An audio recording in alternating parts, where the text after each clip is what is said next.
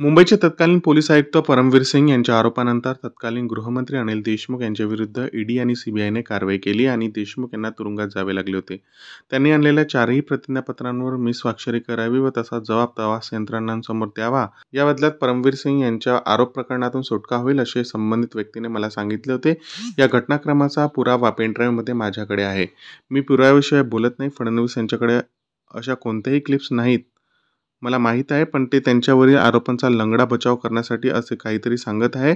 तरी देखील त्यांच्याकडे क्लिप्स असतील तर त्यांनी जनतेसमोर आणाव्यात. माझे त्यांना जाहीर आवाहन आहे, अशी प्रतिक्रिया अनिल देशमुख यांनी दिली आहे. काल मी देवेंद्र फडणवीस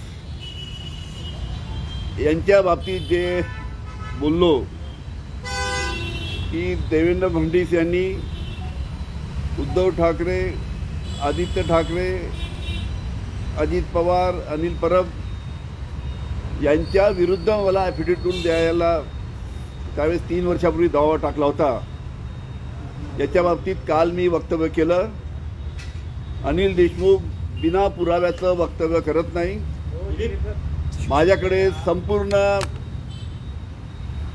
काल जे मी बोललो, जे देवेंद्र फडणवीसवर आरोप केले की कशा पद्धतीनं माझ्यावर दबाव टाकून मला या सर्व नेत्यांच्या विरुद्ध, आमच्या सर्व नेत्यांच्या विरुद्ध खोटे आरोप करायला लावले होते, त्या आरोपाच्या बाबतीत मी पुराव्याशिवाय बोलत नाही, एवढं आजच्या पद्धतीने सांगतो.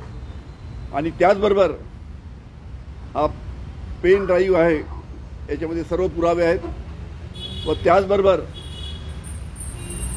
काल जे देवेंद्र फडणवीसनी माझ्यावर आरोप केला की त्यांच्याकडे काही व्हिडिओ क्लिपिंग्ज आहे, ज्या व्हिडिओ क्लिपिंगच्या माध्यमातून मी आदरणीय शरद पवार साहेबांच्या बाबतीत, माननीय उद्धव साहेबांच्या बाबतीत काही बोललो.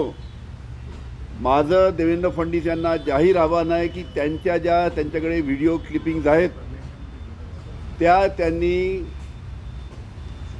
जनतेसमोर आणाव्या. मला माहीत आहे की असा काही व्हिडिओ क्लिपिंग त्यांच्याकडे नाही, पण काहीतरी आरोप करायचे म्हणून त्यांनी तशा पद्धतीच्या व्हिडिओ क्लिपिंगच्या त्यांनी काल आपलं वक्तव्य केलं. माझं जाहीर आव्हान आहे की त्यांच्याकडे ज्या माझ्या बाबतीतल्या व्हिडिओ क्लिपिंग्ज आहेत त्या त्यांनी जगजाहीर कराव्या. Follow News, OTIC News. Thanks for watching.